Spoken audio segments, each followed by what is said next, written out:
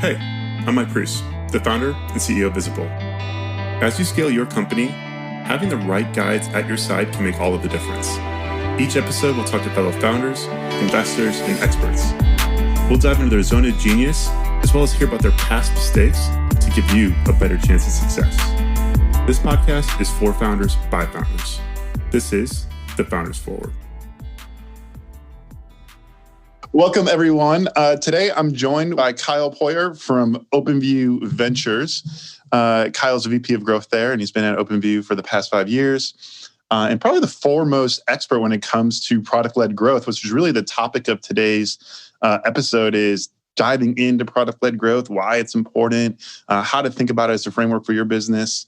And just a little context, we've gotten to know OpenView for the past 4 years or so, and they've been a great partner of ours. Every year we work with them on the Expansion SaaS Benchmarks Survey. We're going to talk about that today as well. But before we get started, Kyle, thanks for joining and welcome to the show. Thanks for having me. Awesome. Well, maybe just to start, before we even dive into product-led growth, I would just love to hear a little bit about yourself in OpenView. So maybe to start, you've been in OpenView for 5 years, and before that, my understanding is you spent a chunk of time in consulting. So how did you get into the world of venture and get your job in initial foot in the door with OpenView? Yeah, I fell into it, to be honest. There are very few roles for operators in a VC environment. Yeah. And especially in Boston, where I'm based, I'd say OpenView has a fairly unique value add model in venture. And it's a founding principle of the firm. And I think it's a really interesting model where we only invest in one type of company, which are software companies growing through the expansion stage, normally Series A, Series B.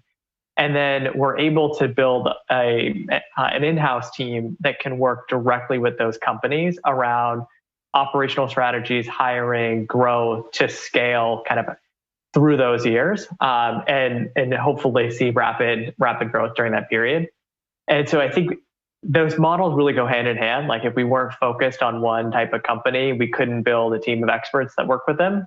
And by having a team of experts, we can actually get better about making investment decisions and picking the right companies to invest in. And it's a fun role, and I'm very lucky that the firm was founded with this in mind. It's pretty incredible. And I think of venture investors and funds who do something a little bit different or really providing value. To me, it's like first round capital. I think every post they do, I read. OpenView as well, like every single post and piece of content you guys provide in NFX. So it's pretty interesting, right? You guys have a team that works alongside your portfolio companies. I think I saw on your LinkedIn, it said your team has added over $100 million in enterprise value for the portfolio companies over the last few years. What does that mean, enterprise value? Does that mean like, hey, we've gone in, we've helped a company use this framework or change pricing or whatever, and we think we affected valuation that much? Or what does that $100 million kind of metric, what does that mean to you guys? Yeah, absolutely. Well, it's certainly tricky to define, but we try to be as data-driven and metric-oriented as possible. And so one of the most common ways that our portfolio companies will work with us is they'll come and say, hey, we have a challenge around pricing. We haven't revisited it in a couple of years. It's not working for XYZ reasons. And we'll scope out, all right, let's work together on a 6-week sprint. And our goals will be to fix pricing and, achieve XYZ metrics, whether that's higher conversion rate, higher revenue per customer, whatever that core metric that we're trying to fix is. And we'll work very collaboratively with the company. And it might include something like, let's analyze all of the deals that we've sold and what we sold them for and what was the win rate based on different price points and discounts and all that. We'll go out and interview or survey their customers. We'll do some financial modeling on different pricing scenarios, pricing and packaging model that the company's ready to go out and launch. If revenue per customer increases by 30% immediately after they launch the pricing, and the conversion rate to paying customers and number of leads hasn't changed, that's just 30% faster growth during that upcoming period. And so for enterprise value, we'll say, okay, how many new customers signed up during this period after we launched the pricing, what was the incremental revenue that we were able to generate, and then based on the recent valuation, what multiple of revenue are they valued at? And so we can make some educated guesses around what was the impact of some of that work. Yeah. Okay. It makes total sense. How big is the team that you guys go in? How many people are part of this kind of SWAT team you put into companies that are part of OpenView? We've got about 15 across what we call our expansion team, which, if you consider our portfolio, is about 30 companies. It's a very unique ratio, but that team is divided across different groups based on what we know are the most important growth levers that a company has during that period. So we have, 4 folks that just do hiring for the portfolio, because we know that one of those critical things you're trying to do from Series A to Series B and from Series B to Series C is just bring on new hires really at all levels of the company, and especially start to bring on those first key leadership hires. And you might not have the employer brand or the kind of in-house talent team that can hire at that scale that you need. Your ability to achieve your revenue targets depends on how quickly you can get these great people in seat while maintaining the culture, onboarding them, and so on. And then my team, the growth side, we've got about 5 folks, mix of ex-consultants and operators who go work on anything revenue growth related, whether that's kind of acquisition, more marketing, top of funnel work, go-to-market strategy, conversion through the funnel, like in the product or through teams, monetization, customer success and expansion, you name it. And then we even have experts around corporate development and capital markets who have great relationships with a bunch of the strategic players who can be great partners or potential long-term acquirers for our portfolio. We have an amazing, talented person named Casey who actually runs our executive network as well, which is our network of advisors and executives in software who become just really incredible independent board members for our companies, or can become customers to actually purchase their software. And so as you can see, we're trying to be the one-stop shop these companies need to grow. Yeah, what a resource. Who's flipping the bill for that? Is that coming out of management fees and you guys that's how you're paying for the headcount, or are you guys funding this a different way? It is a mix of funding models. I'd say the vast majority of the funding comes from our management fees. So it's an investment that OpenView and our investors, frankly, make with the idea that this helps grow the overall value of the portfolio and that this helps us attract some of the best companies to invest in. There are some modest fees that the portfolio companies pay. It's totally on an opt-in basis. So if they want certain services, they have the option of choosing to pay for them. Very cool. Yeah, I would love to dive into that maybe later if time permitting, and talk about maybe how companies can get on your radar. But today the topic is product-led growth, and it seems to be, you look at Slack, who was just taken off the public market, right, for a great multiple, and definitely when you think of product-led growth, I think a lot of people think of Slack, but that's the topic today. Who coined the term product-led growth? Was that OpenView? I feel like you guys own it. Were you the ones that were the originators? Yeah, so OpenView actually defined product-led growth, came up with the term in 2016. And I'd say we didn't create the concept. There were a lot of great companies with a product-led model at that point. But what we found is that there wasn't a common language or set of best practices or even community around how to do what they were doing. And all of these companies kind of acted like they were making it up from scratch. And we said, this is more than just a set of one-off companies. This is a way that is going to be, driving a better customer experience. And then from a vendor perspective, it's a way to grow faster at scale because you're not as reliant on people. You're kind of bringing a lot of what would be manual processes or expensive processes, bring that into the product in a scalable way. And so it's very efficient and effective at growing revenue. And I think from a buyer perspective, we're just seeing the rise of the end user in purchase decisions for software. So end users are oftentimes at the front lines experiencing an everyday pain point, and they want to just go sign up for a product, start kicking the tires with it, and all of a sudden that single user might turn into a team or multiple teams, and multiple credit cards paying for it, and then it's so valuable to that organization that translates into a larger enterprise-wide subscription later on. And so it's a way that actually in some cases can disrupt many of the legacy software players that have gotten really big but have never solved for this end user pain. In fact, you look at companies like a Salesforce, some cases their products create more end user pain because they're so focused on adding value for that executive, that CRO level user. Yeah, it was funny when we were starting Visible back in 2014. This is kind of before product-led growth was like a term, and we got a Salesforce account. Right, everyone's like, "All right, you use Salesforce to track sales." Right? I'm like, "Okay, we get a Salesforce account, and it buckets things. It's like leads, opportunities, accounts," and I'm like, "What? This doesn't even feel like our app or how we sell." And so when you guys started coming out and being real champions for product-led growth, it was like a breath of fresh air to a lot of companies. And so I guess maybe just to take a quick step back, how do you define product-led growth in like a sentence or two, right? For someone listening that's maybe trying to wrap their head around this, what is product-led growth?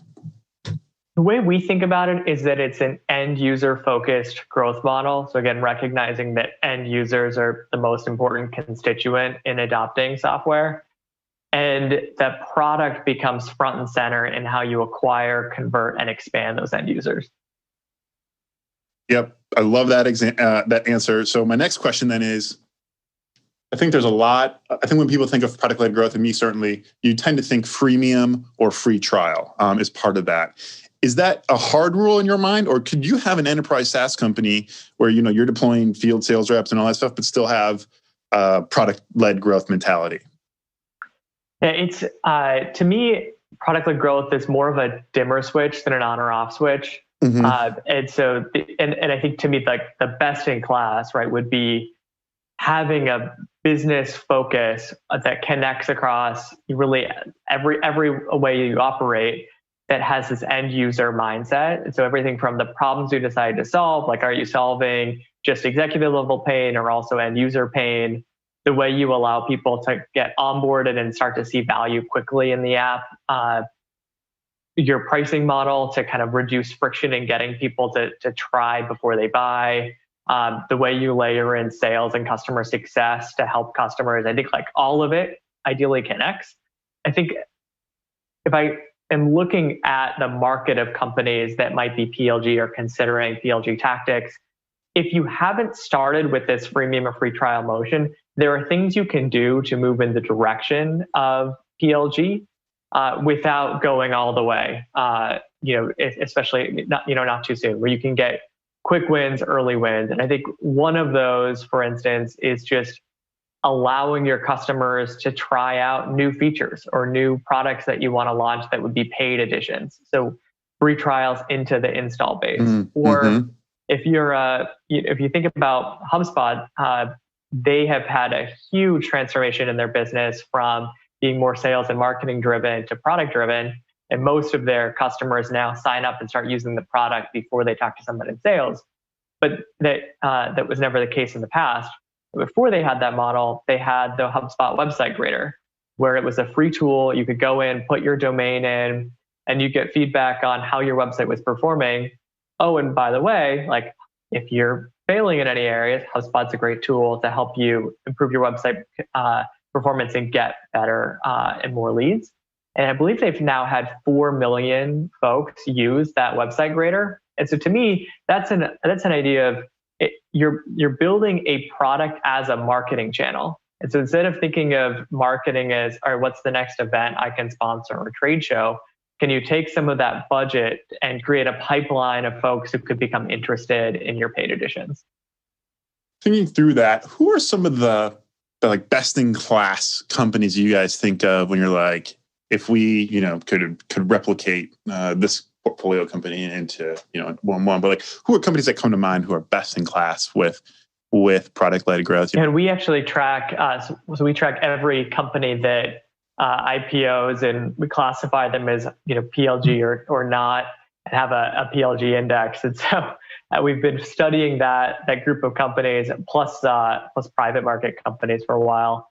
I'd say that the infrastructure software companies have seen probably the most success as a category. Yeah. So thinking about the AWS, Atlassian, Datadog, Twilio, those models are just unbelievably successful. I think Datadog in particular is an OpenView portfolio company, and they are one of the reasons why we developed so much conviction around PLG.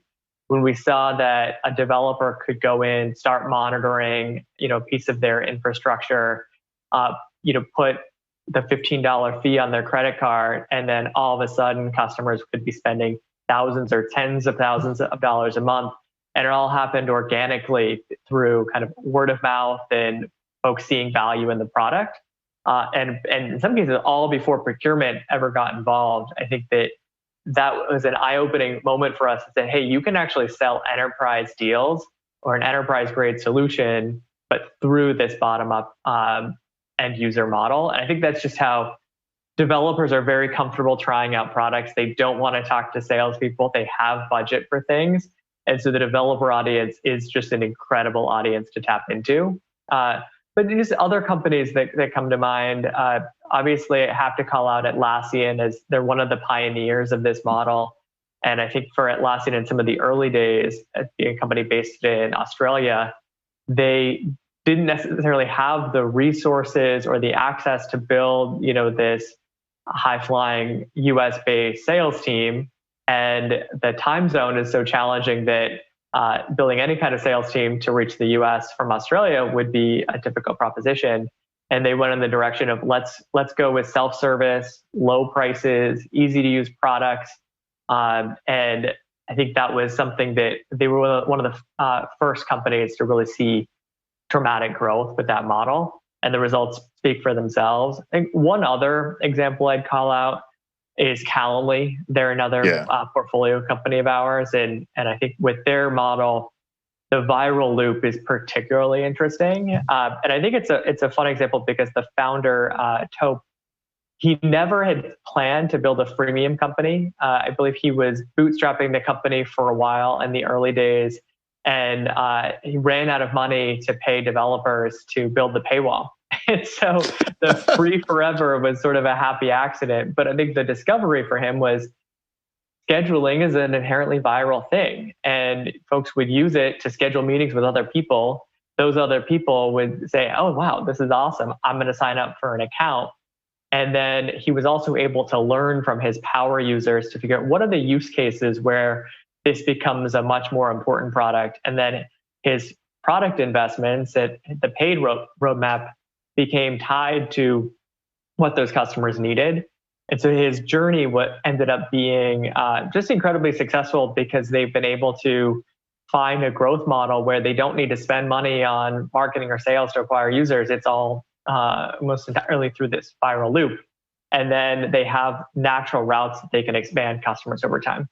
Yeah, that is just an incredible story. I love it for so many reasons. The founder's story, the bootstrap piece. I mean, the business is, I can't quote it off the top of my head, but I know it's doing tens. It's doing a considerable amount of recurring revenue for probably something a lot of investors would say like, oh, this seems like a nice to have in a feature, and it's clearly not.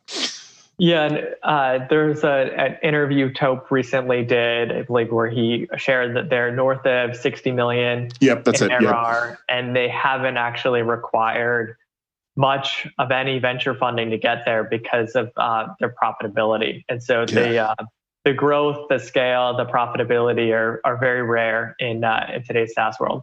Yeah, I kind of want to talk on channel for a second. So Calendly is, I think, a great example of virality as a channel. Are there any common themes you see as like places where these product-led growth companies are acquiring customers? Is it more viral and word of mouth? Is it paid, organic? mean, even Datadog, right? That sounds like that's self-serve, developers kind of putting it in, and then you don't rip that out, right? And as your business grows, you're just naturally expanding that account as that company grows. So like, what are some successful channels that are maybe common themes that you guys see? Yeah, I mean, the mentality that folks need to take with a product-led model is that you're looking at much more B2C marketing tactics versus B2B, because you're not able to offset, significant customer acquisition costs towards this like subset of buyers. You're not able to pay that off immediately, right? Because you're normally starting with end users, pay a small amount, and grow over time. So you need to find ways to scalably reach this very large audience of potential users, a subset of which are going to eventually grow and become large spenders. And it's almost like a portfolio approach to growth. And so you're looking at things like SEO, certainly referrals, word of mouth, and then being present on other app stores or sort of through third-party audiences in order to scale. And you don't want to be overly reliant on paid advertising, events, SDRs, lists, email, like all of that kind of classic B2B set of tactics. I think the most successful companies that I see have found a way to get extremely good about SEO. And normally it's programmatic and product-driven SEO. I think Sneak, Datadog, Zapier, a number of folks are great at this. But the way you can think about this, I think Zapier is maybe a good example to think of.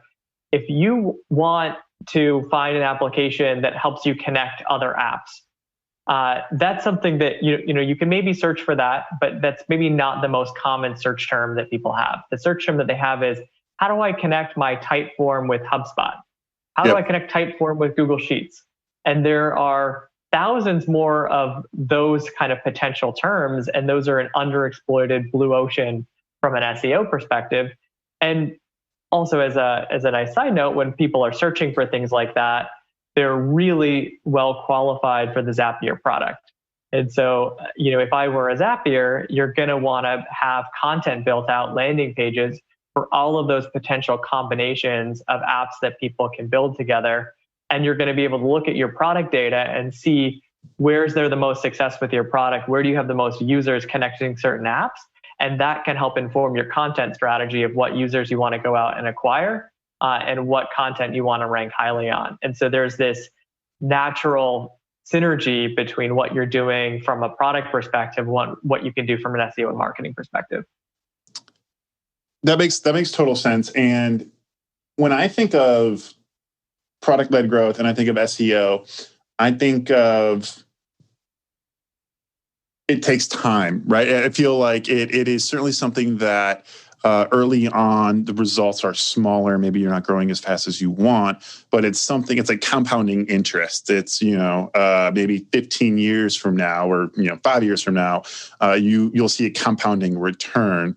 And so I guess to frame that, maybe my thought or question and tie this together is, why do I care about product-led growth, right? Like I could just go hire, 20 BDRs and 5 AEs and go pound the pavement for sales today and get to $1 million in ARR. Why should I care about product-led growth? Because maybe it takes a little bit of time and it is more of an investment and a test of your will. So why should I care?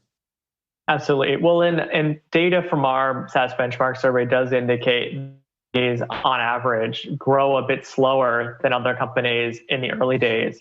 And then the magic starts to happen around, call it the 5 million ARR mark, where PLG companies keep growing and they grow a lot more efficiently, while other companies start to be blocked by their ability to acquire new leads, feed those leads to sales, hire sales fast enough, ramp up that sales team, deal with personnel churn, all of what comes with scaling an enterprise SaaS business. It's a PLG motion that forces a SaaS company to develop a really strong foundation early on, and that foundation allows them to have kind of their own. They can control their own destiny in terms of how they grow from there. And so part of that foundation is we're going to focus on a really easy to use product that people can get value out of quickly. And if you decide to go more of the sales driven route, there are benefits in that you're going to be able to have a great user experience that has a better NPS, better retention, products that your end users love. But there's also benefits if you continue down the PLG path, or finding a way to solve for an end user pain and be able to allow more than just the executive buyer to see value in the app, so that you have champions at different levels of an organization. And so that's something that, again, it's not necessarily something that's going to pay for itself immediately, but in the long run, you might be very glad you did it for a number of reasons. And then I think that on the marketing side, even, you're investing early on in building out channels that can convert or that can drive new signups at a very low cost of acquisition, and that are scalable and will compound in their growth of signups over time, rather than things like SDRs cold calling, an executive buyer who might happen to be interested in buying the software that you're selling at that specific moment. And so if you think about it, with any kind of like SDR activity or going to a trade show, that creates this jolt of energy, but that fizzles out. And so wouldn't it be better from the long run to build these foundations of growth that you're going to be really glad that you did those early on? Yeah, I mean, it's thinking long term, right? And instead of a short term, a short term fix for maybe an immediate gain, it's a long term thinking, and ultimately, right, that is higher enterprise value for you as a company. I think you guys have this interesting chart of and we'll make sure to link it in this, but the product-led growth chart, right, where it's like the multiples in the public market, product-led growth companies are trading at higher value because they are more efficient. Is it? Did I get that right? Yeah, and it's substantially higher value that they're trading at. And I think the other thing just to note is that about a quarter of the companies in our benchmark survey a quarter of private companies identify as PLG companies, but about half of the companies that have gone public in the last 4 or so years have been PLG companies. Mm-hmm. And so there's something about companies with a PLG model do appear to be more likely to be on the IPO trajectory. And then they're valued more highly once they do IPO. I think that that's even accelerated during COVID. And so we've always seen the PLG index outperform the broader SaaS index, but that gap has increased over time. I think part of that is with COVID, budgets, for instance, might have gotten cut, and what's challenging for a lot of companies is to make commitments to software and to maybe they'll lock in a 2-year or 3-year contract for something that they don't know if they're actually going to see value with as an organization. And what might feel like a less risky bet is to start small, find something where your end users are already seeing value in it, maybe for free, maybe just on a credit card, and then slowly increase your spend and add more folks to your account over time. And so I think that customers are opting for PLG products because of that flexibility and that guarantee of value where they can try before they buy. And then you can also think about it as with this work from home environment, individuals have had to really build their own tool set. You have to, even in some cases, for me, had to create a work from home setup that's inclusive of like technology and non-technology. But people are going out looking for products that allow them to do their job. And I think that mentality had always been there pre-COVID, but COVID has accelerated that trend. Do you think that, some time frame, 5-10 years from now, that's how all software is going to be bought? Just like, hey, I'm going to want to try this before I buy it. I think if you look maybe 10 years ago, you would hear stories of people not even seeing a demo of the product and buying it. Do you think even at like the biggest of enterprises, do you think there's always going to be some sort of like, I need to try this or use the product before I commit to it? I think it's going to be a balance. I don't see the world going 100% PLG. But I think PLG is coming to a lot of industries where folks didn't think it would come. So it's going to be an increasing share, just not ever 100%. And when I think about that, there are some instances where the value proposition is really going to be an executive level value proposition. and where you need all people within an enterprise to be using the product to see value. And in those cases, it's hard to think of a PLG motion disrupting that model. Maybe it's complementary to the existing model. And like in a security environment, in a lot of cases, CISOs are, very hesitant about sharing their data, and they want to go through a thorough review and evaluation of products before they adopt anything new. And so it's hard for those companies to go with something where it's untrusted and it's an end user focused product offering. But I think even there, it has been fascinating to follow companies over the last few years because companies have been bringing PLG models into spaces where I never had previously expected that they would be in. And I think Sneak is an example in the security space that has said, hey, the developer is the new security audience. And, you might have a couple of security professionals in a company and they're kind of putting controls on developers of how developers can build software. Developers just want to build as quickly as they can and in a secure way. And so they're saying, hey, we can build products that allow developers to adopt secure practices into their development. And in that way, appeal to this very large audience of end users in a way that's complementary to what the security teams are looking for. And so I think that even in some cases where the broader industry is going to have a hard time shifting, there will be some companies that find ways to take advantage of PLG to disrupt the market. Yeah. Love it. So I want to switch gears to the Expansion SaaS Benchmarks results. This is what we partner with OpenView every year. We'll make sure to link it and all that good stuff in the recap here. I think one of the interesting things that I've been thinking about for Visible, on our journey as a PLG type company, is this idea that product teams are revenue generating resources, right? By definition of that, if the product is at the core, then these are really your salespeople in a way. They're not selling the product, right? They're building it, which people are buying. And we need to hold them to targets just like salespeople. I think we could have a whole episode talking about metrics and how you think about that.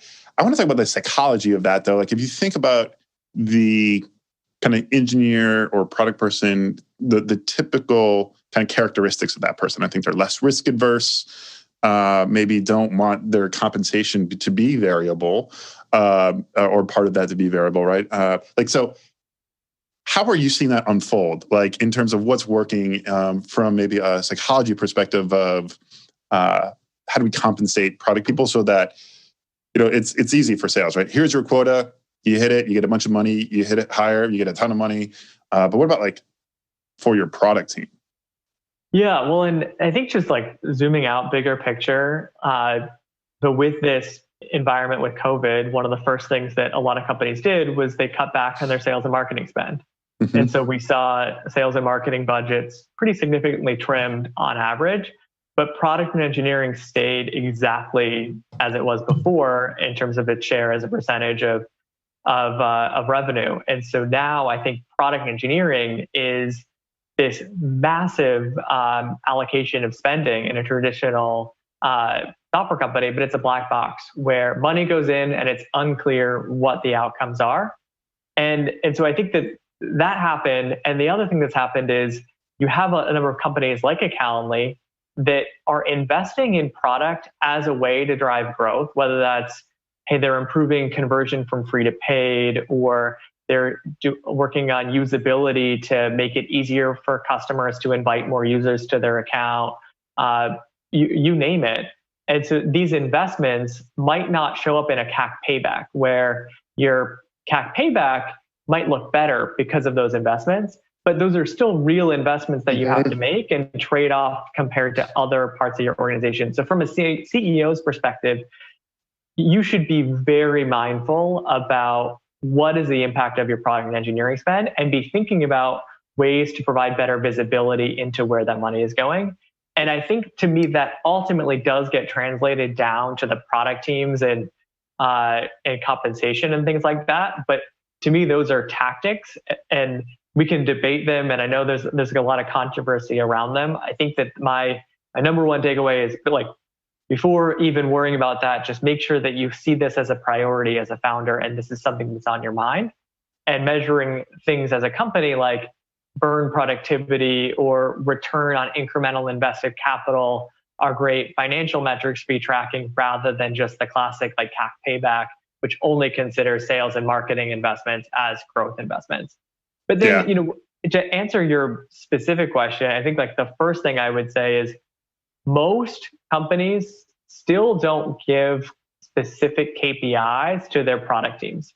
And even outside of just compensation, having KPIs that the management team are monitoring across the product engineering org, like product influence revenue, product influence word of mouth, or referral acquisition, revenue attribution to new features that you've released, product quality indicators like the team velocity, like metrics. I think that overall metrics that are product engineering related should be viewed at the executive level, and then they should get translated down to the team level of what each team's goal is to go and improve. And then sprints can start being tied to these KPIs where you're looking at the return on the investment across these different metrics that translated down to what the team is actually building and working on. Like just, sounds basic. Actually, it's a lot harder in practice. And then from there, I'd say like taking it as far as you can, you'd even be looking at performance-based pay. And I think that's where there's the most debate and challenges in the product management world. And I know it's not as black and white, and there's a lot of moving pieces, but a couple of comments I'd make on it would be, one is, if you're paying sales reps in your organization $300,000, $400,000 for a great year, you probably are also having product team members that are driving as much of an impact or higher, especially if you're a PLG organization. And how do you incentivize them to keep them and encourage them to keep kind of raising the bar?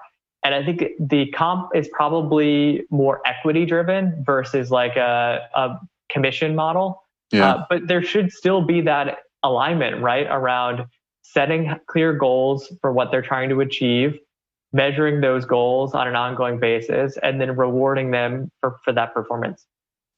Yeah, we've done, I think, a pretty good job of this. Do you want to try to do a real-time problem at Visible and case study with a product-led growth thing we're going right now? Let's do it. Okay. So a lot of our customers are founders, early-stage founders, right? And 2 months ago, our price point was $99 a month, was kind of like the lowest you could get in at Visible, which could be considered a considerable amount of money for a company that's just getting started. So we kept hearing from the market, hey, this is kind of outside my zone. So we introduced what we call the light plan for $29 a month. And so part of that was, how can we better increase our free trial conversion? And from people that had started a trial to became a customer. The short of the story is we increased it 50%. So by introducing the light plan, our free trial conversion increased 50%. But net new kind of revenue stayed flat because we introduced which makes sense, right? We introduced a lower tier pricing plan and it stayed flat. Now, my thesis is, and this is all relatively new, this is within the last 60 days. So my thesis is 12 months from now, we'll kind of understand if that was a good decision, because ideally some of those people on the light plan kind of naturally expand into our higher tier offerings as they grow their business and their company. And we'll actually create a compounding effect, because right now it is flat, but 12 months from now should be higher. Is that right? You think I'm thinking about that the right way? So I think generally, reducing friction and being able to align pricing with your customers' budgets, like willingness to pay, finding ways to get them in the door early and then monetize as they're successful, like is a good sort of long-term strategy for a lot of companies. But I would probably start to look at, is there really going to be that expansion, and what's the best way to drive that movement up tiers? Because when you introduce a cheap plan, I mean, everyone is incentivized to say, hey, why don't I just try this? There's no reason to start with a more expensive plan, even though the more expensive plan might be better for them right now. And so there could be instances when someone starts, and you see this all the time with like freemium models where folks sit on the free version for forever and they really should upgrade, but they're kind of okay with free. It gives them kind of enough of what they need. And there's a discoverability problem where they don't know what they're missing because they haven't necessarily experienced it. And so I'd want to monitor what that kind of natural upgrade behavior looks like. And then ideally start to think about experiments that can drive more of that upgrade faster. And so things like you'll see free trials of higher tier products, right? Or if you're doing a free trial, instead of picking, I want a free trial of the light version or the pro version, just defaulting to a free trial of the pro version, and then folks can downgrade to light later on. And that way they at least saw kind of what the potential is with the product, and we're able to discover these advanced features and capabilities. And then they know now, even though they're choosing not to use them at the moment, like they know what they're missing. So you'll see like at Calendly, their free trial defaults to the highest tier. Yep, that's what we're doing. Yep. Give people that experience. And then I think another thing is having clear usage metrics in the product where the customer kind of has a compelling event where they need to upgrade. And so I think like you'll see this a lot of times with free products, but a Slack, you have the amount of messages that you can archive or maintain before your messages start to disappear. And so what they're thinking is when Slack is just kind of a fun communication tool for a team, it's not mission critical. You don't really need that message history. But as soon as everyone in the organization is using it, you have integrations with a lot of other systems. This becomes like mission critical data for the enterprise. That's when you're asked to upgrade. And there's that compelling event, that moment in time when you and they know that you're ready and something goes away. And so I think that for a lot of companies that want to see that upgrade across tiers, you need to have a compelling event that tells your customers, it's time for them to move up. Okay, great. So I think we're thinking about it the right way. We'll report back in 10 months and let you know how this goes. But so far, experiment is, I would say, it's working. And now we just kind of need to see that path to like, okay, are those light people actually going to upgrade? And then we kind of will create almost net negative churn, which will be great. Kind of two more questions before we wrap up, and then we can kind of get on our way. And I appreciate your time. We talked about spend. So you mentioned a lot of companies cut back on spend during COVID and cut sales and marketing budgets.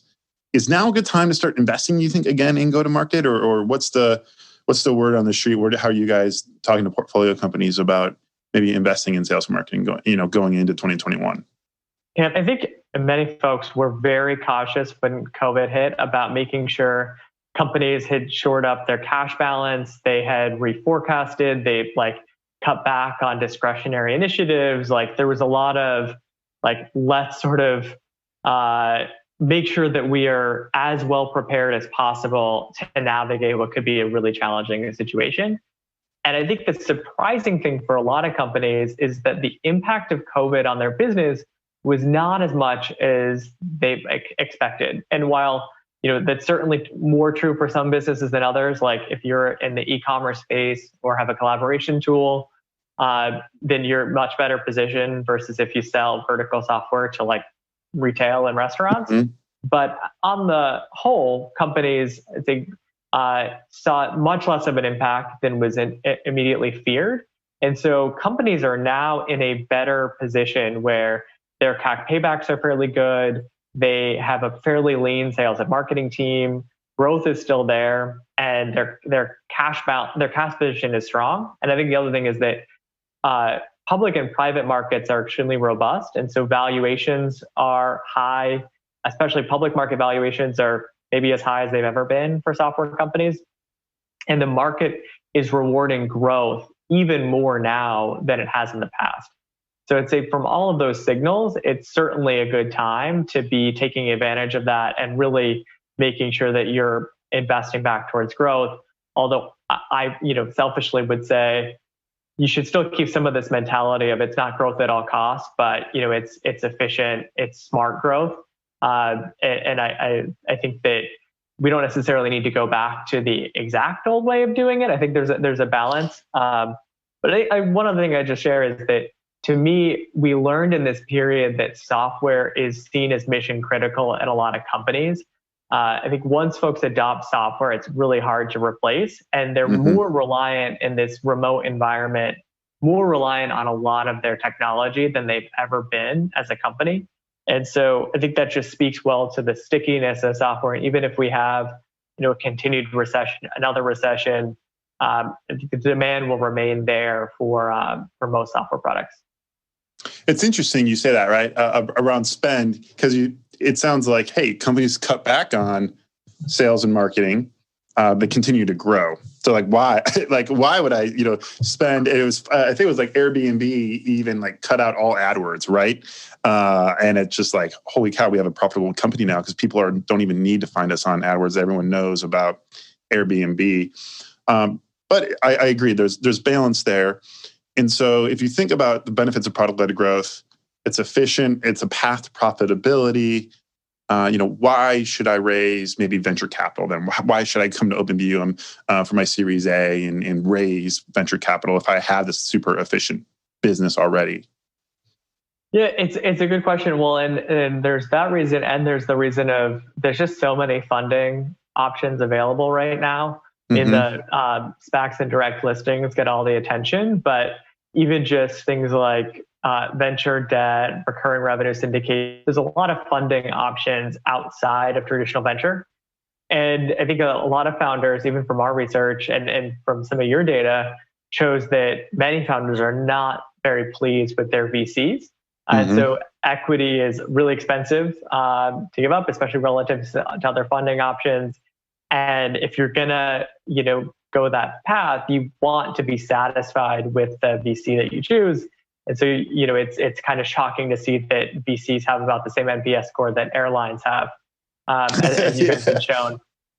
But I think that, to me, there's real value in a few ways. So one is that depending on the VC, a firm could actually be a partner that helps you accelerate your growth and achieve a valuation that you would not otherwise be able to reach on your own without those extra resources, that set of knowledge, that expertise, that network. And my parents think that I work at Shark Tank, or that Shark Tank is my life. I think there's something there where the sharks pitch to entrepreneurs that they shouldn't just look at it as their current valuation, but think about what future valuation they could achieve with the right partner, which is different from the future valuation they could achieve without that partner. And so that's a mindset that I think founders should be aware of. I think to your point about if you're bootstrapped, if you're relatively profitable, do you really need funding? On that question, I'd say think about what investments are going to allow you to scale and build the kind of business that you want to build. You could say, hey, we're kind of happy with steady growth, bootstrapped, product-led, self-service, this is working well. Or you could say, hey, we actually see this as a great opportunity to now add sales reps to start calling into our existing self-service customers to expand them. Or now that we have this really healthy user base, we can invest in product to go after new areas to make the product even stickier and add value. And so there could still be a number of investments that are venture bets that need additional funding to be able to achieve them. So it goes back to just planning out the kind of business that you want to build and what you need in order to achieve that, which might include funding and might include a partner who has that expertise. There it is. Kyle, you're clearly an expert in all things product-led growth. Can't thank you enough for coming on and sharing some great tidbits with us. We're looking forward to another great year with OpenView, but thanks for joining. Thanks for having me. It's been fun. All right, see ya.